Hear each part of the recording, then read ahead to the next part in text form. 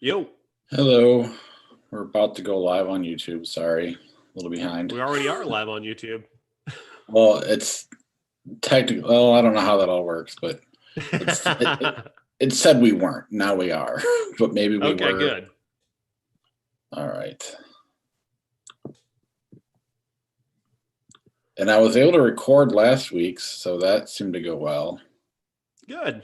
So I Spit on Your Grave is on Patreon as video. Nice. Hopefully the patrons are enjoying that. I'm very proud of it. We did hell of a good work. Yeah, that was a good one. I mean, I still want to keep going because I'm still thinking of things as I I don't know. It's an interesting topic. Hopefully we can keep it up. I don't know. A24 is interesting though, so that'll be nice. Yeah. And we love those movies, so that makes it more makes it better. Yeah, we should invite Josh back, see if he wants to join us. Absolutely. All right. So here's the order I got things. Little things Palmer like, #like. Supernova, I did see Below Zero. Impetigore, is that how you pronounce it? Uh-huh. And the classics and the 391 movies. Does that sound like everything? Yes. Perfect. And Malcolm and Marie, The Wanting Mare, is that what it's called? Or am I reading that? Yes, The Wanting Mare. All right. Mare. I believe it's a horse movie. I don't know. I haven't watched it yet. Falling Rams and then Miyagi. Okay. Mahogany's a classic. Perfect. All right. Let's go. I will hit the recording that you can't hear. Or the sound bite you can't hear, and then we'll go from there. And here we go.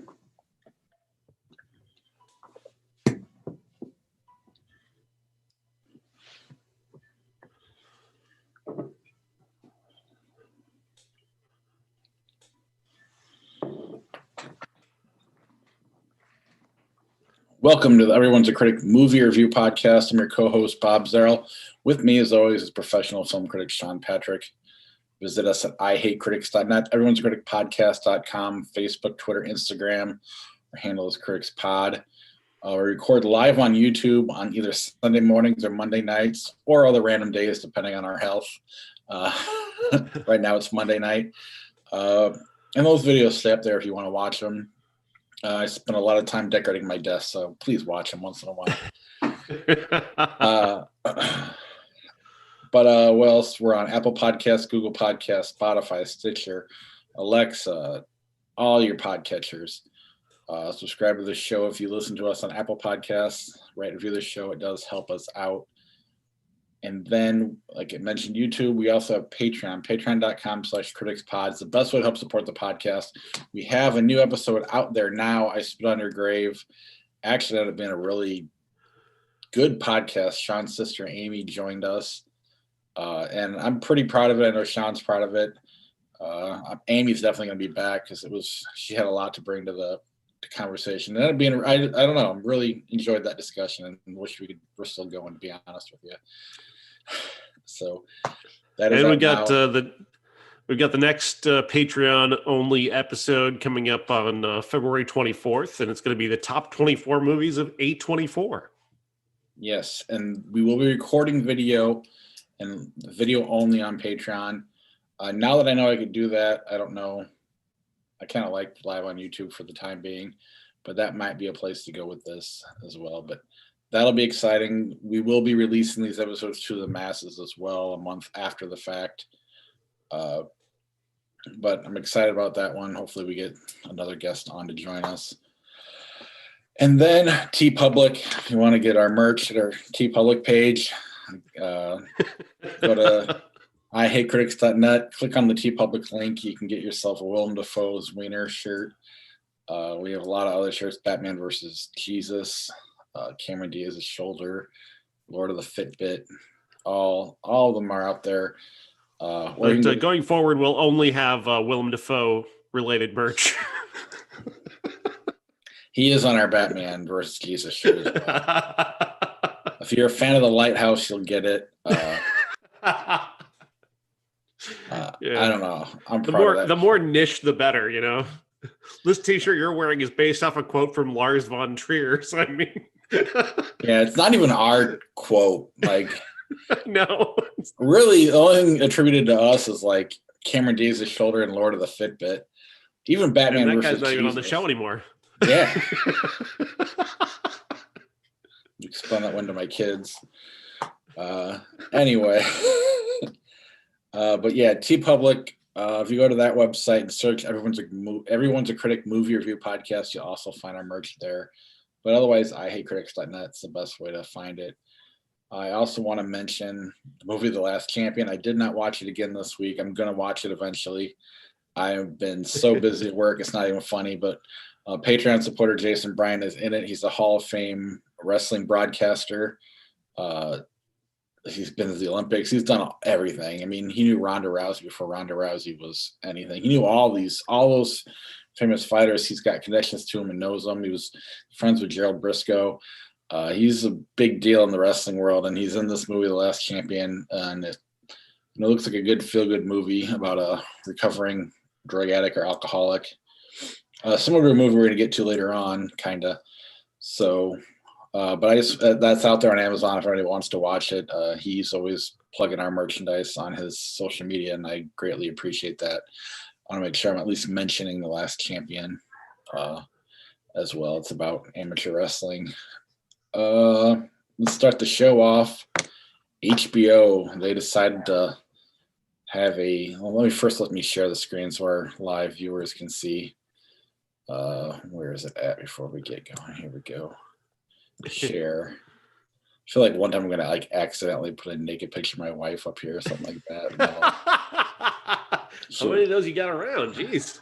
A lot. You just randomly have those just on the desktop. Kind of. Bob Zerl, the only man who masturbates to his own wife. Yes.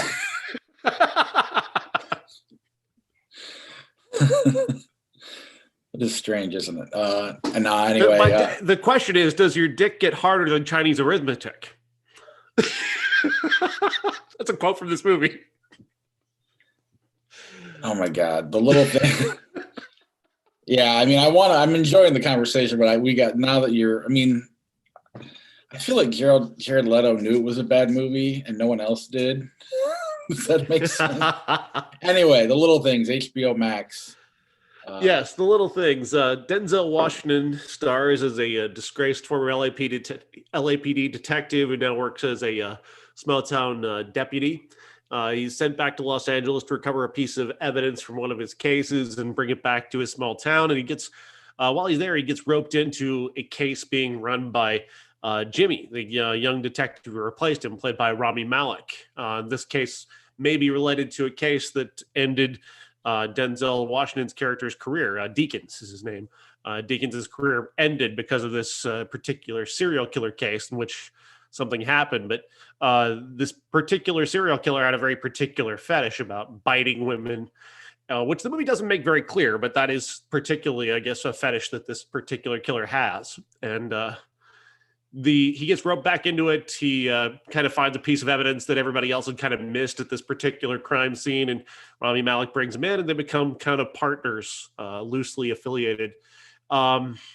This movie is so full of holes and cliches and just a lot of irritating stuff. For one thing, that really bugged me, and you can see this in the trailer.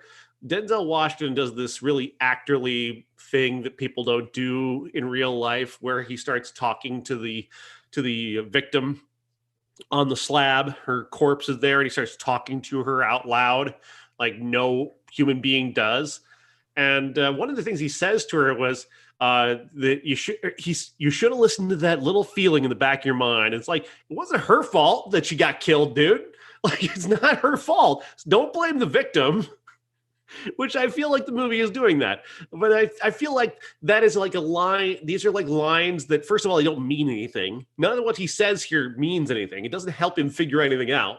He's just doing this because it's a bit of actorly business. And you want to give Denzel Washington the chance to do a lot of actorly business. And really, it's just nothing. It's no better than your average episode of Columbo. But Columbo's smart enough not to talk to dead people. This movie sucks. I hate it. This has got another scene in it later on in the movie where once Denzel and Rami Malek become partners, Denzel breaks into Jared Leto's house to investigate, and Rami Malek does that movie thing where he's the guy in the car going, come on, really, and sweating, and Denzel's in the apartment waving his flashlight around so we can see that he's in there, so it's bouncing off the blinds and whatnot so we can see him, and then Jared Leto is over here and he knows they're in there and all this crap. Terrible scene, poorly directed. John Lee Hooker is not a great director to begin with. He also is the director of The Alamo and several other highly cliched movies, but everything he does is really successful aside from The Alamo. And I hate this movie. I hate it. I'm angry at this movie for wasting these three great actors in this really terrible movie that really just doesn't go anywhere. And really, in the end, you don't know anything. It doesn't solve anything. It doesn't amount to anything other than Denzel Washington's a dick. Yeah, and even that, I mean, before I get to let's go back to that scene you're talking about where Denzel's in the apartment, Rami Malek's watching him from the car, and Jared Leto's at a bar that Rami Malek sent him to where he said he was going to meet him. Had he met him there, he could have kept him there as long as he wanted. And Denzel had all the time in the world. Instead, he stands him up. So now Jared Leto knows something's up, and he, outsmarts everybody. There's also a scene where all three of them are in an interrogation room together. The Chinese arithmetic scene, yeah. This should be like the Pacino De Niro coffee shop scene. It should be fun and great. And I don't know, like part of me wants to be like Jared Leto knew it was bad and he's just sabotaging it on purpose. It was so, these are like three Academy Award winning actors, three of the best out there, three of the best of all time, in one of the worst scenes ever. It's so bad. Like Jared Leto is shown crime scene photos and he gets a hard on, and Denzel Washington cracks that it's you're harder than Chinese arithmetic, and it's like, this is not a comedy, Denzel. First of all, second of all, it's not a great line, and it's all terrible, and I just kind of wonder, and you barely even really get the scene happens so poorly, it's so poorly staged that you don't even realize what Denzel is referring to until, oh, he had a hard on. Okay, I didn't get that. Right. It didn't occur to me because that was not very well established. Not that it matters, not that I want to see Jared Leto's hard on in that moment, but I mean, if that's what the subject of the scene is, I guess tell me what's going on then. Well, it also doesn't prove anything. I mean, which is really the point of the whole movie, is they don't prove anything. Right. And which then leads you to believe as a viewer, you're like, well, what's the point of the movie if there is, I mean, clearly they got nothing. I mean, nothing was accomplished in this movie. Yeah. The ending is basically Diet 7. Like, oh. It's like RC Cola. Like, at least throw one of Rami Malek's kids' corpses in the hole or something like this. Right, and instead you just find out that nothing. You find out nothing. No. Nothing comes from this scene. Nothing comes from any of these scenes, and the movie just ends up going nowhere. Yeah, and then Denzel's character, I don't know what they're going for with him. No idea. He's not quite Stallone in Copland. He's not Forrest Gump, or even that lawyer guy he played in a couple of years ago. He's not. I don't know. Like, at some point, some people act like he's a genius cop. Others, I mean, I just don't know what they're doing, and and what he's not is a badass, and right. But Denzel Washington has so much charisma and is such a likable guy, and he bounces off the screen. He can't. I'm not saying he can't play a different role, but he's not here, and I don't know what their motivation is because he's all over the place. Yeah, And I I don't. really, at a certain point, I actually thought that they were going to do a big twist and it was going to be Denzel was the killer all along. And I'm like, that would be clever.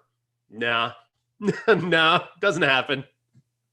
Yeah, I was when he was holding the Barretts at the end. I was kind of hoping that meant he did it, but I'm like, no, he just bought Barretts. So Rami Malek didn't feel bad about killing Jared Leto. That's literally all that it accomplishes. Yeah, Rami Malek kills Jared Leto. They don't know if he did it or not. Probably didn't do it. We don't know. They've ruled him out of certain crime scenes, so most likely he didn't do it. His character is kind of annoying because he's clearly a sociopath of some sort. Right. He loves the attention of the police and he loves the attention of Denzel and Rami Malek, but does it mean he killed anybody? No. And the movie doesn't appear to really care about that. Yeah. And in fact, if anything, he probably didn't based on all the evidence they give in the movie. Yet they kill him. Yeah. And they feel like they did a good job and the movie ends. And I mean, to me, the only thing I enjoyed about it was Jared Leto because of he seemed to know it was a bad movie, and sometimes he's laying it on thick all the way through. He's such a creep. And it kind of, I found that entertaining because of how bad the rest of the movie was. And Rami Malek's just lost. He just doesn't know what to do. He's bouncing off the walls trying to find where this performance is supposed to go. He has no idea. Yeah, and Denzel's doesn't work. So it's just talk about it. I mean, look at that poster. That's fucking, I mean, it's not a great poster, but Jared Leto looks cool and creepy. Rami Malek looks like a great actor. What am I doing here? This and Denzel's like, I want a nap. Well, in hindsight, we know that, but if you don't know any of that, this looks like the poster of what could be a good movie. Yeah, and instead, it's largely just due to the names on it. But man, just the reason I hate it so much is because of who's involved and how good it should be. And that's what makes it so frustrating. But some things never let us go. What does that mean? What is that? Truly, even having seen the movie, I can't tell you the context of that tagline. I mean, I'm sure I could figure it out, but I don't care. I guess it relates to Denzel's character, but it doesn't. Nothing really matters in this movie. That's the thing, is that nothing in the end matters. Yeah, has been failure of a cop convinces this, up and coming superstar of a cop to go down this rabbit hole of bullshit with him, and everybody is on the sideline going, "Don't follow him. He's an idiot." Which leads you to believe, why is he even around if he's an idiot? I don't know. There's so much wrong with this movie that you just need to stay home and avoid it, even if you are home. Don't watch it on HBO either. No, and that's where I watched it. But yeah, let's move on because I'm done with this one. Palmer, let's get to a good movie. So Justin Timberlake portrays a former star quarterback from his hometown in a small town in Louisiana, who ends up returning home to his small town hometown where he was a sports hero. But now he's back after 12 years in prison. He'd gone to prison for attempted murder, which we'll come to find out throughout the movie why this took place and how it ended up that way and how he's ended up where he is. He's living with his grandmother, played by June Squibb, who has a family living on her land in a trailer right next door. Juno Temple is the mom. There's a little boy named Ryder, is a real name Ryder Allen, a character named Sam. And Sam ends up living with Palmer and his grandmother after the mom, Juno Temple, just disappears. She just fucks off and is gone to use meth or something. And the little boy comes to live with them. And then when June Squibb dies, it's up to Palmer to take care of this little boy that he's never met before. No, by the way, this little boy is gender fluid. He doesn't, he's kind of into girl stuff. He likes to wear pink. He likes dresses. He likes princesses. So Palmer, having spent the last 12 years in prison, isn't exactly the most woke guy in the world. So this is very challenging for him. And because this kid is such a force of nature, he's such a personality, he can't bring himself to shut the kid down and try and take this all away from him. So he begins to tolerate this and then comes to understand and actually care about this kid. And that's really what the movie is about. It's directed by Fisher Stevens, and he does a wonderful job of letting this kid portray this character in a way I think kids are. Kids don't understand when you try to tell them what gender is, or you try and tell them what a girl is or what a boy is. They'll listen to you, but really they're fully formed. They already know what they feel and what they enjoy and what they like. They are who they are. And when we try and force them to be something else is when we break their spirit and do harm to them. And this is a movie that understands that more childlike mentality of kids don't understand that we've created boxes that we've stuck everybody into, and that they don't fit into that box. They know, but that they don't understand that the box is there. And that's a great way to approach this. Kids think like that. And I really bought into this character. I bought into this little boy. He was so good. Ryder Allen is amazing in this movie. And, Timberlake, I was not expecting him to be as good as he is, but he finds just the right note of this character for me. A guy who is going to develop this care for this little boy and to find his compassion in his heart for the first time and caring for somebody who really needs him. And that's a really beautiful and well-told story. And in the end, I really enjoyed this movie.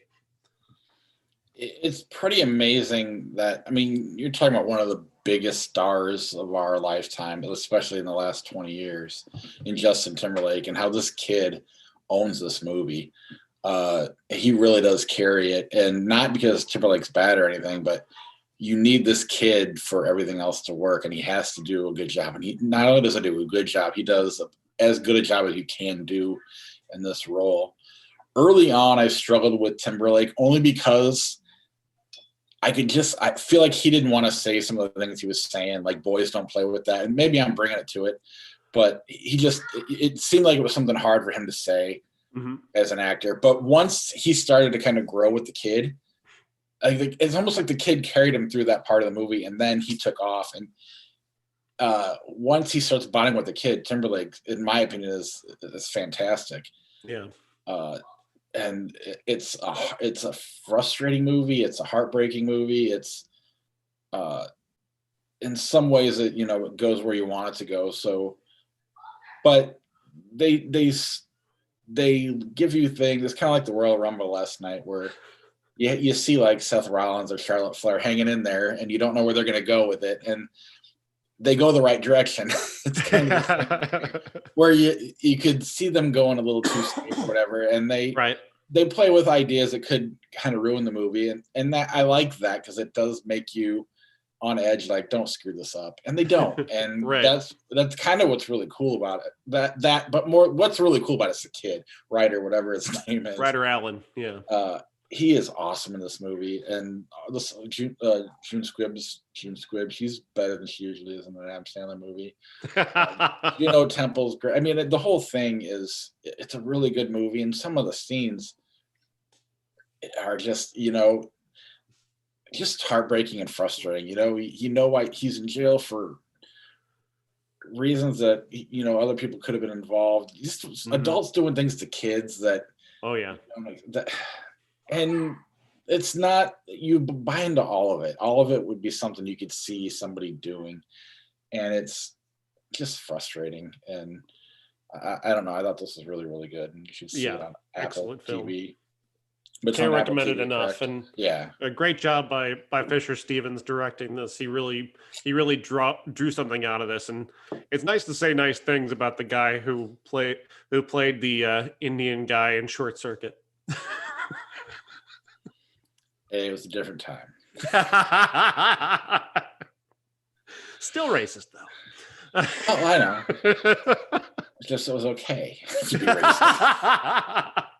Totally kidding. I don't buy that at all. Yes, that's Palmer. It's on Apple TV. Is that all you can see it to go to the theaters too? I believe it's only on Apple TV. I believe it's an Apple exclusive. It's worth seeing, though. Worth getting an iPhone to see as well.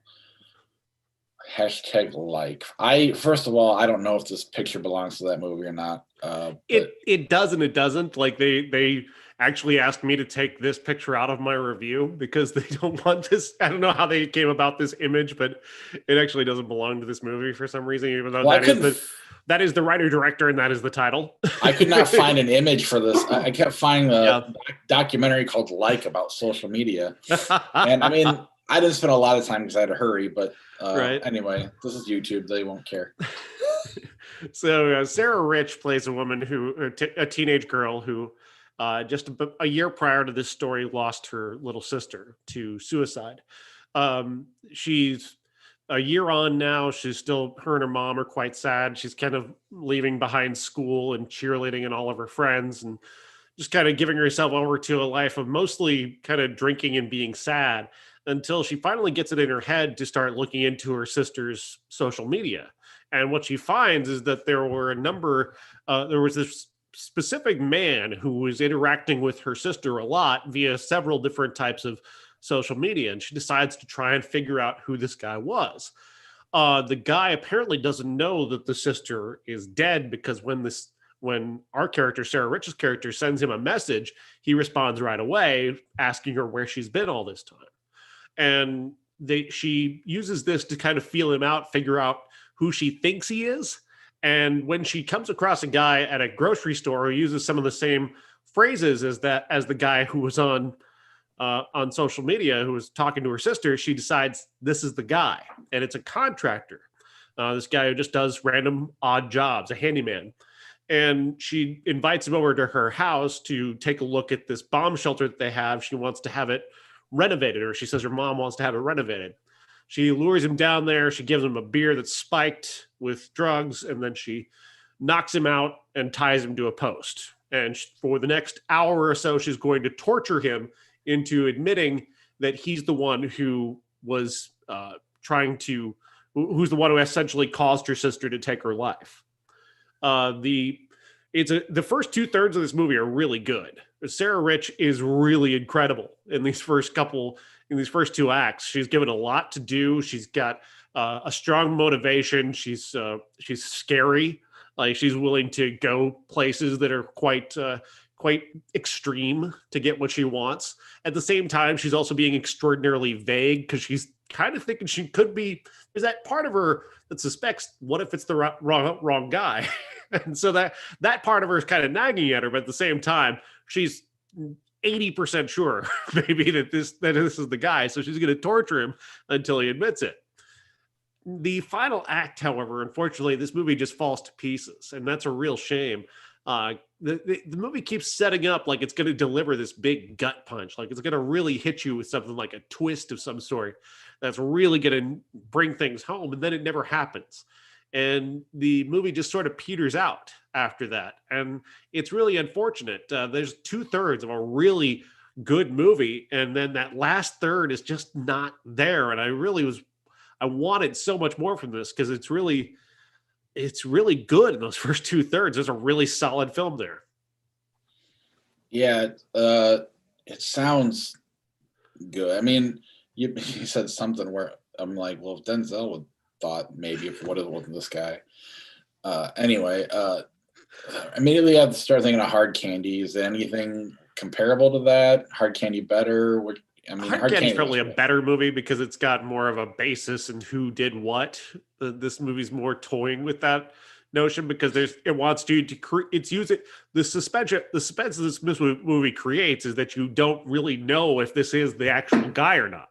That suspense lingers until the final act. And so it's using that, and it uses that really well until, again, the final act. Whereas Hard Candy has that going on throughout. It creates suspense a different way, but a more effective way. That makes sense. And back to the little things. No point are you wondering if Jared Leto did it or didn't, and you should have. You just assume he did because they assume he did. You assume he did because he's got stringy hair and he's creepy. And that's really the only, we're forced to just profile Jared Leto into being the killer in that movie. Yeah, see, that's the thing that you combine these two movies, maybe they work. I don't know. Oh, man. Such a so where is this available?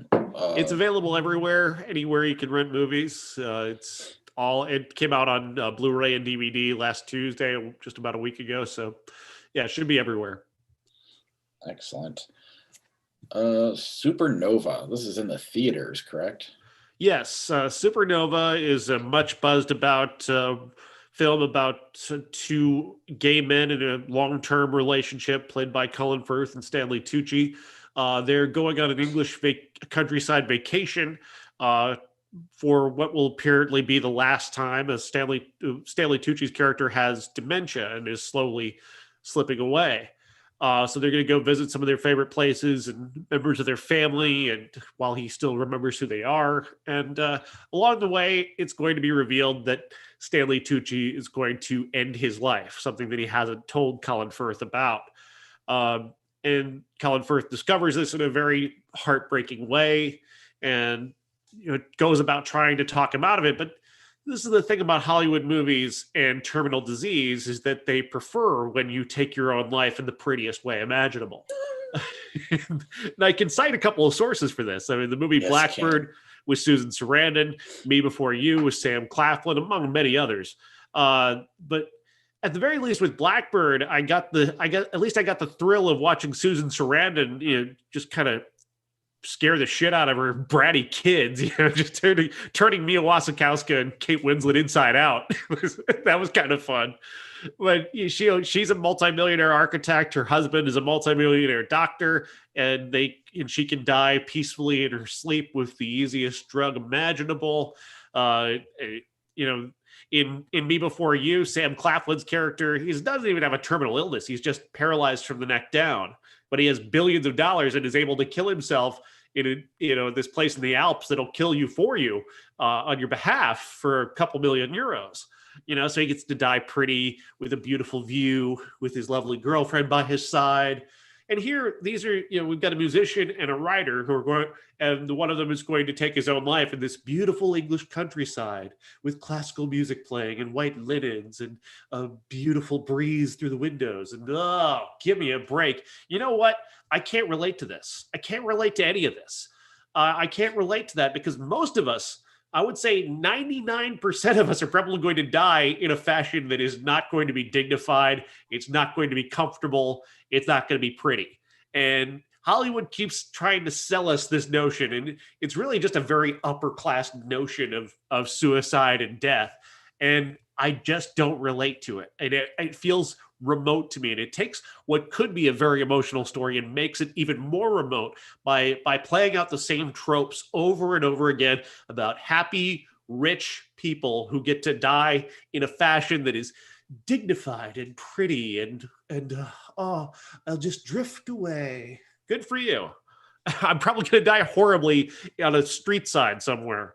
I'm going to die awful peeing myself in a fucking hospital bed. Billions of dollars in debt.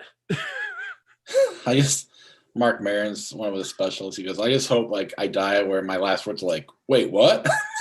And that's how I die. I mean, something quick would be nice. There was a movie about two poor guys. One of them had to kill himself. And I can't remember who was in it. I don't know why this reminds me of that, only not pretty, but I have no idea what the name is, so I should have even brought it up. But one of these days, someone needs to make a parody just called Pretty Cancer or Pretty Suicide or something. Just really go for it. Make fun of these rich, white, elite people that give us all bad names. Yeah, pretty much. This is the thing. This is not a bad movie. It's a very professional movie. It's exceptionally well directed and acted. I mean, these are two of the best actors there are. I got no problem with that. I've got a problem with the way that Hollywood continues to portray this type of death. And especially this movie suffers from having come out so close to Our Friend, which pulls no punches about the end of life. That movie is very raw and real and heartbreaking about death, and it brings it home in a fashion that is devastating.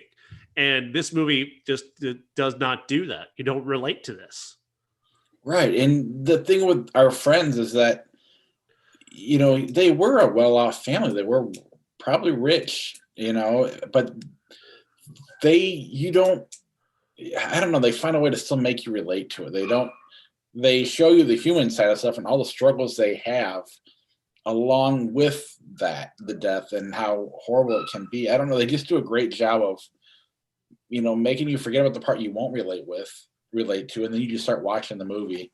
I can just tell by the poster that I'm not going to ever see this movie, whether it's good or bad. Right. It's just, I'm not, I don't know.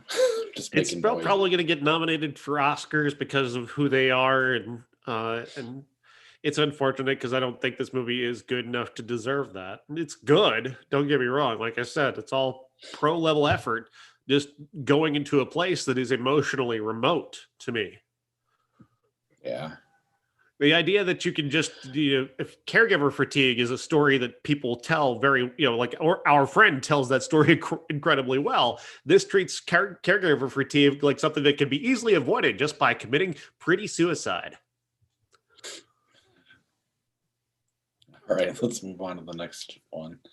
You didn't watch this one, so I'm going to bumble my way through this one and fuck it up.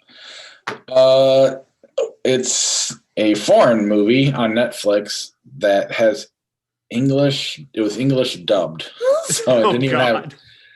It worked. Maybe I could have done the subtitles. I didn't have time to figure it out, so I didn't mind it. However, it's actually a pretty good movie. Oh. It's really intense. It's basically about a new cop has been assigned to transfer some prisoners to another prison. And it's a really cold day out, and it's going to be hell on earth. It sucks doing it anyway, but it's extra cold this time, so they know it's going to be a hard time. All these prisoners they're characters. They're overacting. They all could be like this big bad guy, and you never know who's behind what's ever going on. At one point, these trucks full of prisoners gets stuck, and you don't know what's going on. One of the trucks vanishes. They can't radio it. They can't get a hold of them. They don't know what's going on, and the cops and the prisoners are trying to figure it out.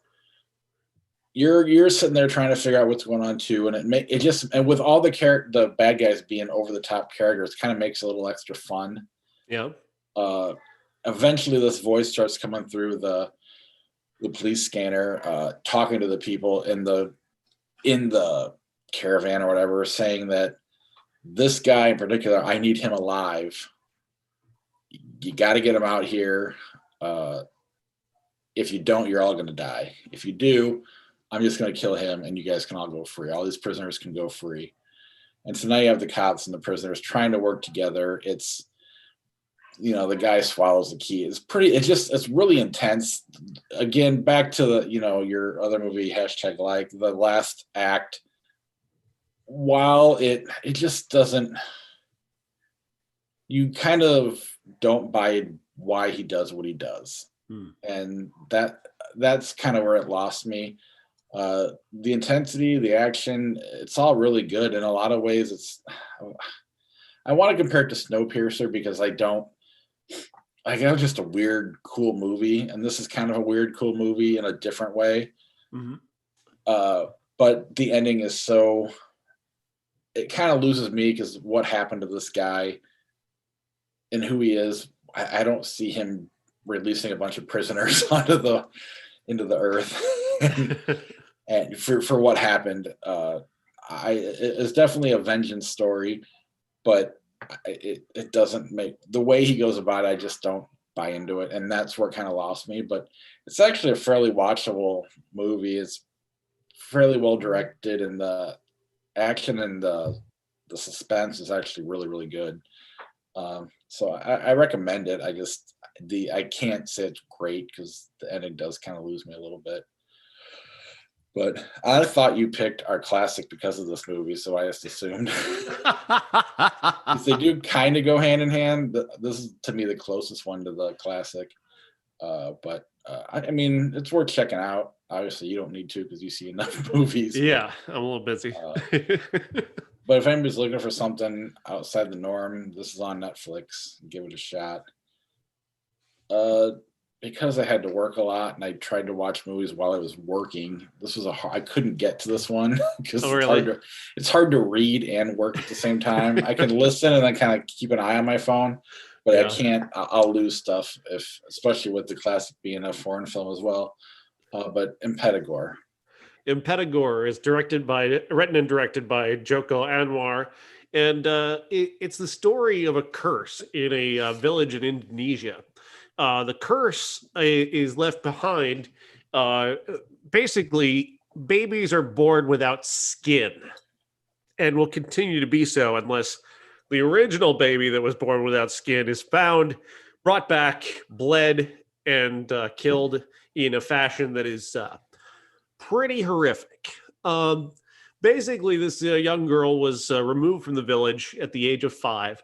And when she was removed, it was found that her father may have murdered several children in order to lift a curse that was placed upon her.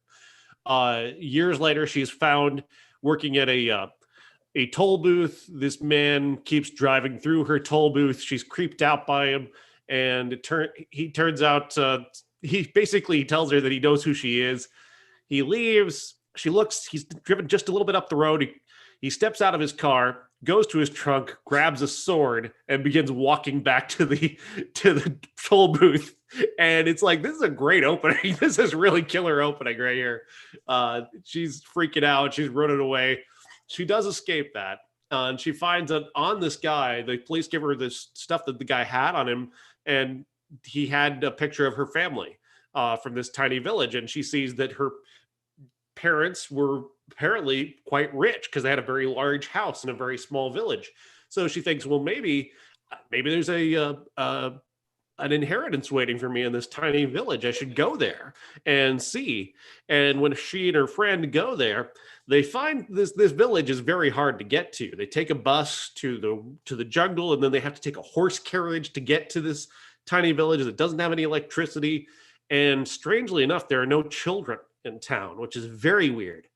So she's she's kind of freaked out by it. Her friend is kind of just, let's find the guy who has this and find out if your inheritance is here. And then the story unfolds from there. This movie is creepy as hell. It got incredible atmosphere, 2 really terrific central performances, some really, really clever, creepy stuff that takes place in this movie involving puppets. That's all I'll say.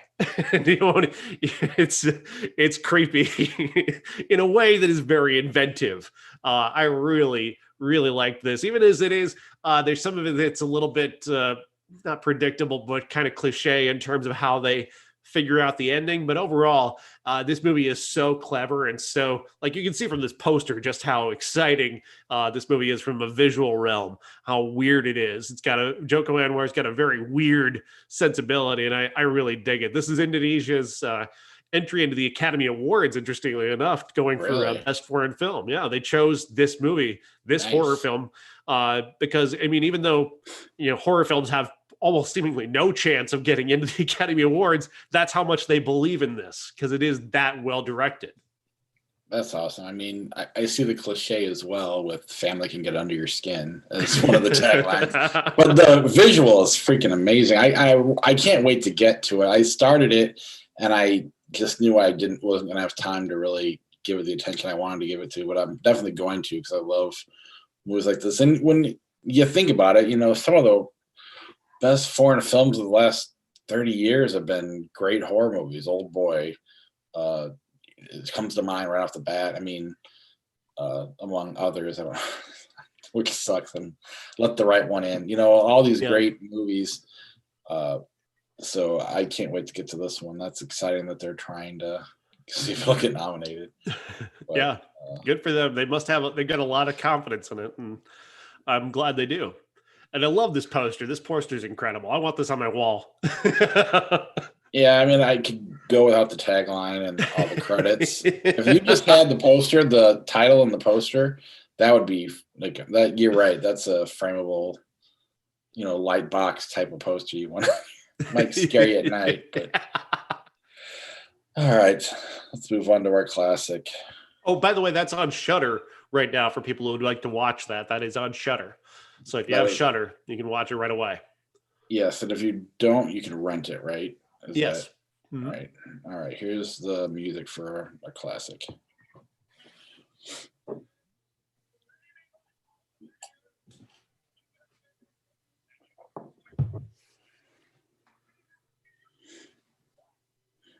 I got to get this thing fixed so our YouTubers can listen to that instead of just me. It is I Saw the Devil. I Saw the Devil from 2010, directed by Jae-woon Kim and starring Lee Byung-hun and Cho Min-sik. This is a story of a serial killer being hunted by a secret agent. The serial killer has murdered the secret agent's wife in a brutal, ugly, disturbing fashion. And the FBI or the secret agent, I'm not sure what they call their secret agency over there, but the secret agent decides that he's going to hunt this man down. Whoever this guy is, he's going to hunt him down and is going to make him feel the pain that his wife obviously went through in her final minutes. There's a lot to unpack here in this movie. This movie is creepy as hell. It's dark. It's disturbing. It's filled with blood and guts and some really, disturbing and really terrible choices on behalf of this secret agent who thinks it'd be a clever idea to play with a serial killer who you should not be playing with. This man is not to be toyed with. This guy is one of the great creeps of all time. And he can take a beating. He can take a hell of a beating and keep on going and keep on being a super creep while doing it. This movie is really effective, and I can't believe I missed this back in 2010. I didn't see this. I had no idea what this was.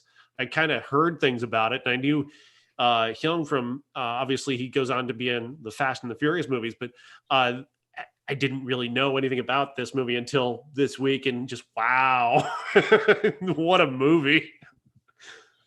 Yeah, I mean, just I don't even know what to say. The last scene is freaking the images. You're saying the secret agent's trying to toy with the serial killer, and it's not working. Brutal shit's happening.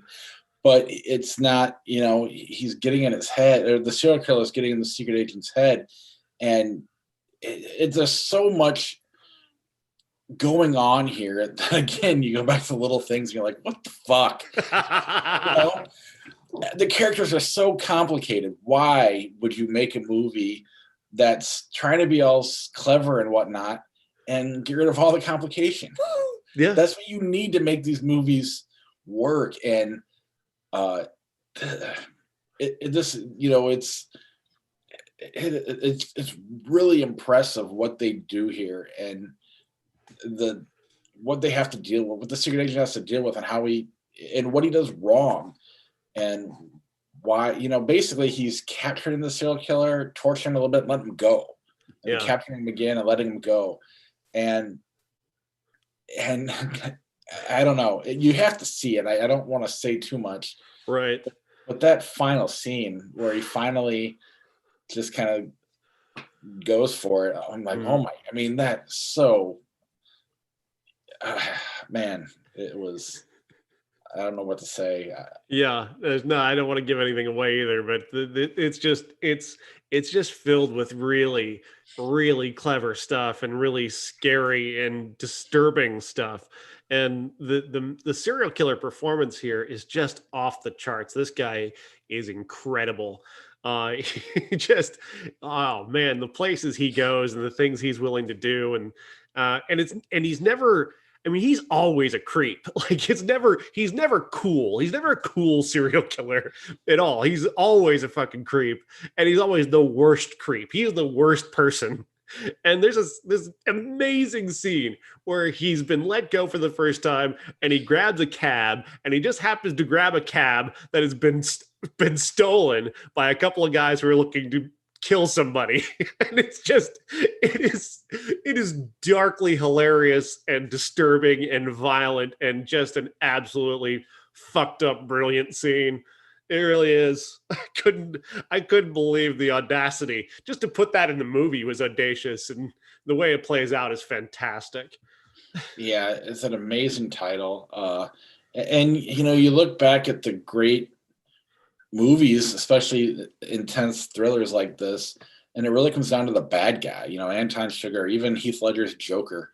In my opinion, this guy's right up there with all of them. Amen. Absolutely.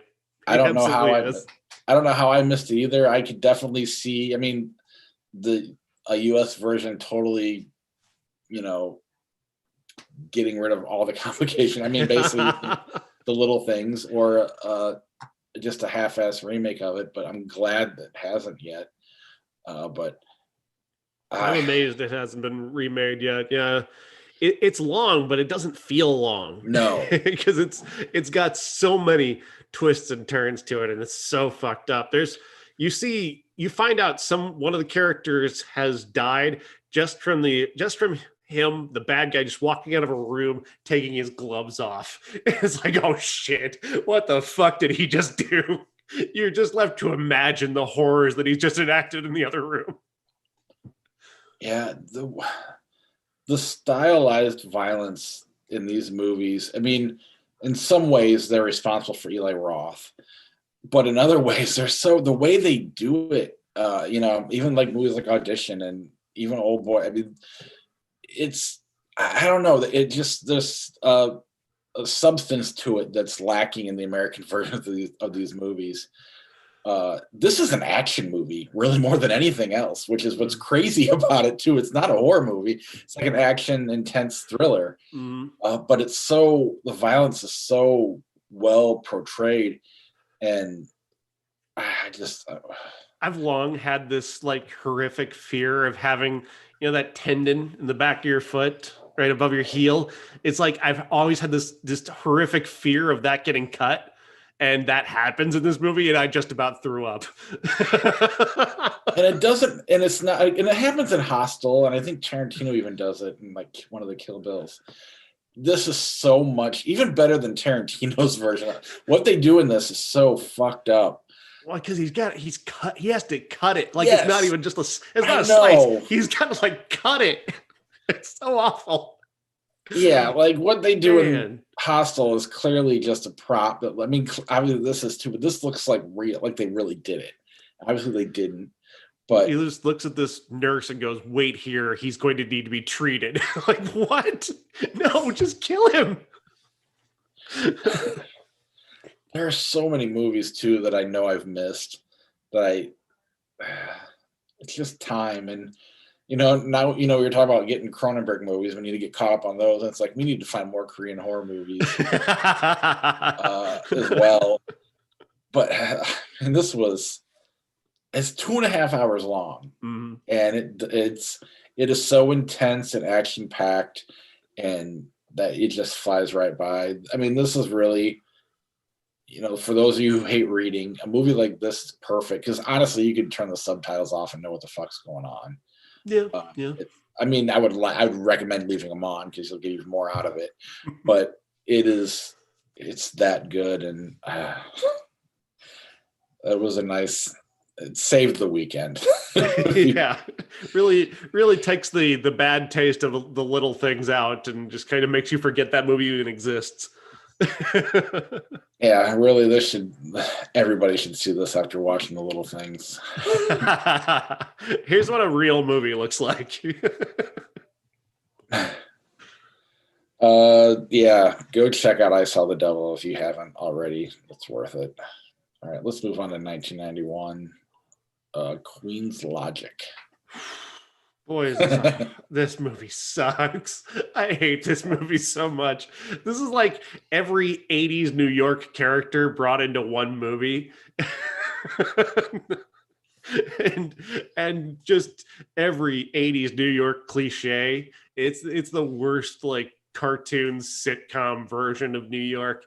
Everybody's from Queens and they got talk like this, and I can't believe you did that, and you're gonna leave your girlfriend at the altar. What you doing?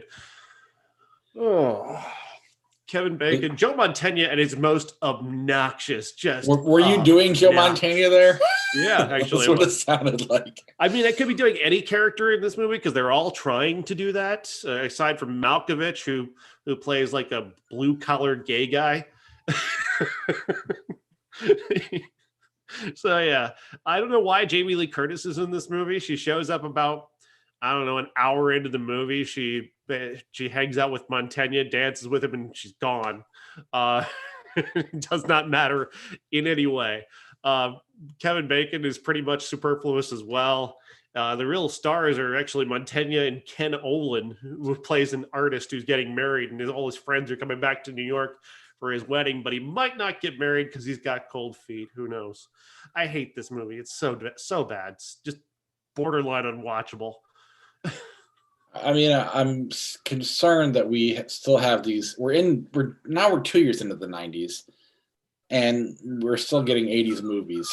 Yes, pretty much. And I mean, at this point, I got to imagine Jamie Lee Curtis is the biggest star. Kevin Bacon's probably not quite there yet. Or he's close. I mean, he's after. This is he had Footloose already. Footloose, so he's probably at his biggest stardom, really. But Footloose had been a few years before that, right? Mm-hmm. Yeah. Tremors had come out. I guess he's on the downside of the biggest spike of his fame, really. Well, but he ends up being like a marquee name later on. I mean, not necessarily good, but Footloose is probably his last good movie. But why anybody thought let's make Joe Mantegna the main star of a movie with Jamie Lee Curtis and Kevin Bacon? I don't know. I really don't get it. I know it's nothing against Mantegna. He's just not a leading man. He's not. And even Joe Montana at that point was he on the Chiefs yet? Oh man, I'll leave it to John Malkovich to at least try to do something though. Yeah. He's giving you what he's got. Doesn't look like the rest of the weekend was any better. This looks like total bullshit. The Applegates, I've never even heard of. The director of Heathers, though. Yeah, I wish I couldn't find that. I think it might have been on YouTube. I don't know. I didn't bother to actually keep looking for it. Yeah. By the way, I just wanted to mention the director of Queen's Logic is also the director of Can't Buy Me Love. Surprise, surprise, another piece of shit. And he follows this movie up with Son-in-Law and Eddie, starring Whoopi Goldberg. So, real top-notch director there. Son-in-Law is good. Shit. It's a Pauly Shore, right? Yeah. Applegates, directed from the director of Heathers, which might be good. Who knows? Looks weird. I mean, it doesn't look good by any means, but it's rated R and there's bugs, so I don't know. Mm-hmm. And then like Kelly Preston and Patrick Dempsey and Run. I haven't seen this one. Probably never will. Not available either. You only get it on VHS. So when I postponed to Monday and you're like, yeah, I can watch 91 movies. Only one was available. Another one was available, but it didn't want to pay a subscription price to watch it. What was that? Popcorn. Oh, I don't have that on my list. So sorry. I have a picture of Popcorn. It's a horror film called Popcorn with a really great poster about just this beautiful woman taking her face off. It's really cool. I really wanted to see it. I don't really know much about it other than it's a horror film. But they wanted $8 for it, and I was like, nah, I'm good. I'd save my $8. I wouldn't be surprised if I have seen it. Let's see. Google Popcorn.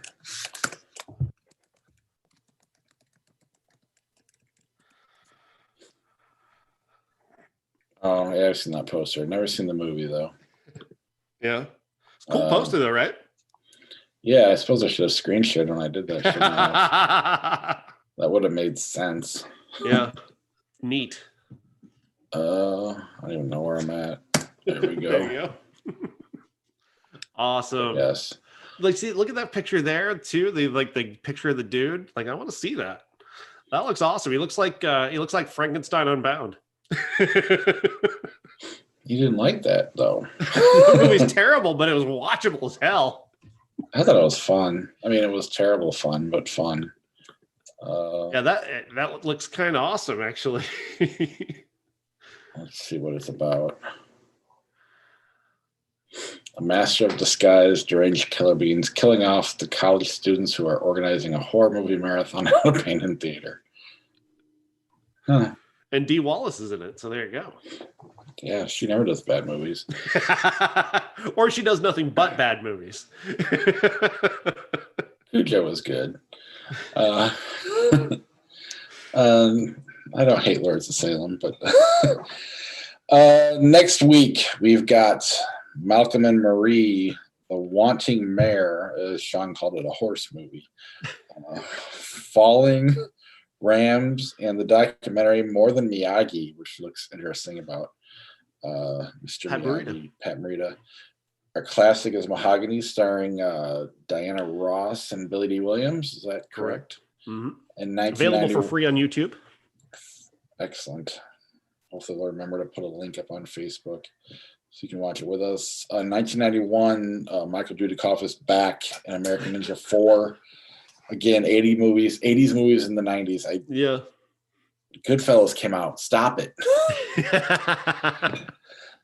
LA Story, The Neverending Story 2. Probably neither one of us will watch that. And then the biggest movie this week, Sleeping with the Enemy, starring Julia Roberts. All of which are very hard to find. Really? Yeah. Even Sleeping with the Enemy. And LA Story is not available either. Wow. I figured those two would be the... Right? That's what Let I me thought, guess, too. we can get American Ninja 4, though, can't we? I bet we can. That's probably on Tubi. We're not watching American. I mean, you can if you want. I'm not. I might. I don't know.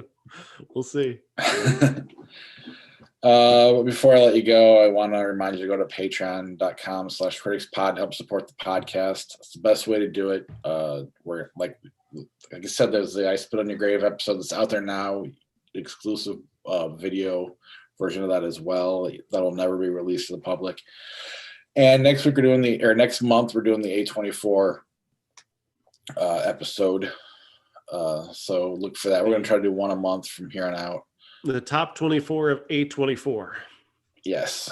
So look for that one coming soon. I can't wait for that. Otherwise, let's jump into Flick Chart and do the Fast and the Furious versus Inspector Gadget. Fast and the Furious. My quarter at. No, I'm kidding. I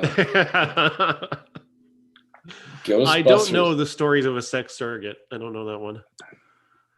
I do. I'm kidding. Ghostbusters 2, The Proposal. You only masturbate to pictures of your wife. So that is true. The Proposal for me. Let the right one in. Had to say that out loud earlier. Or The Rocketeer. The right one in. Congo, Animal House. Animal House. The Birdcage, Babel. Babel. Inside Out, Dirty Rotten Scoundrels. Inside Out. I'm agreeing with Sean, by the way. That's why I'm not saying anything. Matchstick Men, There Will Be Blood. I mean, both those are excellent, but There Will Be Blood's a better movie. 22 Jump Street, Hugo. Hugo's wonderful, but I would rather watch 22 Jump Street. I agree. Election, Brokeback Mountain. Ooh, that's good. That is very, very good, man. I guess, like I said, the more watchable one is probably Election, because I don't want to spend all night crying. I agree. And I think that does matter in this situation because they're both also really good. And Election's not just simply a fun, bubbly movie. It's not like it's super bad. It's actually a really good movie on top of that. Yeah. Last Samurai, Fast and the Furious. Fast and Furious. I'll go with the other one. Ooh, that's hard for me. Or Softly. That's not hard for you, but it's hard for me. Yeah, Saw 3. I love Pretty in Pink, though. I've not seen Sherlock. Team America, World Police, or Catwoman. For once, I'm stuck going with Team America. Sling Blade or The Holiday? Sling Blade, though I do like The Holiday. Intolerable Cruelty? 2001: A Space Odyssey. 2001: A Space Odyssey. Intolerable Cruelty is not a bad movie, though. What the fuck? Escape from LA. The Troll Hunter. Troll Hunter for me. Escape from LA is terrible. Your movie's back again. Deuce Bigelow, Male Gigolo, or Flight Plan? Oh, Flight Plan. But they both stink. Never Say Never Again or The Prince of Egypt? Prince of Egypt. Star Trek or Charlie Wilson War? Both very good movies. Star Trek. Yeah, I'd probably watch that first.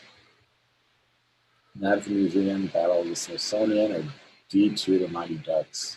D2 The Mighty Ducks. Now, Ducks fly together. Is there a new Mighty Ducks movie coming out? Is there? I have no idea. I swear to God, I read that there was a new trailer that dropped. Huh. I've not heard that. Let's make sure this is true here. We're breaking news right here. Oh my God. I wonder if you can hear this when I call it. I don't hear it, but I see it. I hear it. Oh my gosh. Is this for real? This is new. This isn't like from, it's going to be on Disney Plus. Oh my gosh. Wow. And Lauren Graham's in it. Yeah, that's how you know it's real. Yeah, if you guys could hear it, I'd play the whole thing, but it's on YouTube, so it's not do that. Wow. Can't wait. Yeah, no, I'm over the moon excited about it. We can make it a classic. Dunkirk, Disturbia. Dunkirk. Disturbia's not bad, but it's not great. No. The Mighty Ducks. Days of Thunder. I just don't know. The Days of Thunder is so stupid. But the Mighty Ducks is the Mighty Ducks. Mighty Ducks. Watch in 1992. That's gonna be a Ninja Turtles. Zero Dark 30, A Scanner Darkly. Zero Dark 30. Syriana, Mary Poppins. Mary Poppins. I'd rather watch that than Syriana. Agreed. The Dark Crystal or Rudy? Rudy. Rudy so much. Lord of the Rings, The Two Towers, Spy Game. Spy Game. Fuck it for Josh. Again, I always win when it's for Josh, never for myself. Harry Potter and the Deathly Hallows Part 2 or Stargate? Harry Potter for me. Okay. Scent of a Woman, V for Vendetta. V for Vendetta. I don't like it, but Scent of a Woman ruined Al Pacino. Rogue One, Twilight, New Moon. Rogue One. Good. Basketball, Jerry Maguire. Jerry Maguire. Well, I like basketball more than I like Team America. Basketball is one of those movies that I can go to sleep watching. It's nice and comfortable. Bull Durham, Bad Boys 2. It's Bull Durham. One of my favorite of all time. Yeah. Man of Steel, Turner and Hooch. Man of Steel. I agree. I find Turner and Hooch to be so gross that I can't watch it. Just that dog drool everywhere. I can't deal with that. I actually like Man of Steel. Bolt, Date Night. Date Night. Yeah, I'm growing up. Garden State, Saw 4. Garden State. Yeah. That's on, wax off.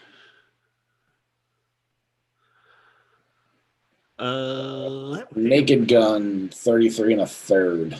I Love You, Man. I Love You, Man. I agree. Adam's Family Values, The Craft. The Craft.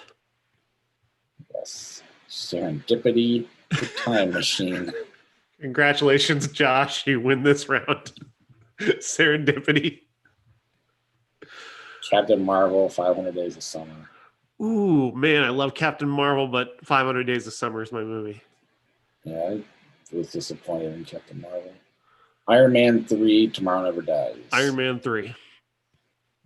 Yeah. 30 Days of Night, Before Midnight. Before Midnight. Enter the Dragon, The Terminator. Enter the Dragon. I agree. I watched Terminator 2 the other day. Yeah. Just to get ready for when it comes up this year. I don't understand or loves that movie. We'll get to it later on, but it's all about nostalgia, man. At the time, there was nothing more incredible than that. In 1992, that was the peak of all creativity at the movies. Yeah. And I watched it with my son, and his comment was, the sound design's great and the picture's great, but the graphics are terrible. I mean, technology has advanced. The lighting looks really stupid now. Yeah. But I just never, I didn't hate it. I don't hate it now. I sit there and it's kind of like when we did, what was the classic a couple of weeks ago, or maybe last week, Notting Hill. Like, it's okay, it's a movie. But this is like everybody's favorite movie from when they were a kid. And I don't, other than the Guns N' Roses song, I'm just like, this is the best part of the movie. Ghost or Say Anything. Say Anything. Agreed. Have you seen the Bernie Sanders Ghost thing? But doesn't matter. Hugo or The Land Before Time? Hugo. To buy any GameStop stock. What Dreams May Come, The Bridge on the River Kwai. Bridge on the River Kwai. Yep. Pee-wee's Big Adventure, The Crow. The Crow. Fine. Okay. I've not seen Jimmy Neutron Power Hour. I have not seen either one of these movies. The Source Code or Saturday Night Fever. They're both really great. Source Code. We'll have to make Saturday Night Fever a classic, though, in the future. And Source Code at some point. We can talk about that from the beginning. Body of Lies and 28 Weeks Later. I'll go... Fuck. I can't remember. I don't really like either of them. Body of Lies was really disappointing, I thought. And 28 Weeks Later wasn't that great either. I don't know, flip a coin. Body of Lies should have been way better than it was, but I find I would rather watch that than probably any zombie movie. Really, most zombie movies. And 28 Weeks Later won the coin flip. That's fine.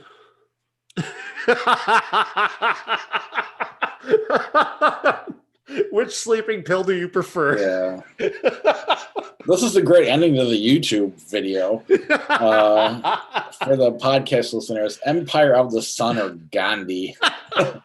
And we're just going to cut it off here. You figure it out. Oh, that was good. Yeah. I don't know how that happens. That's so perfect. I suppose you wait long enough, it's bound to happen. Yeah. All right. If anything more comes out for next week, let me know. Otherwise, that sounds like a good list. Yeah, I'm good with it. All right, cool. I'll talk to you then. Sounds good. Bye. All right, bye.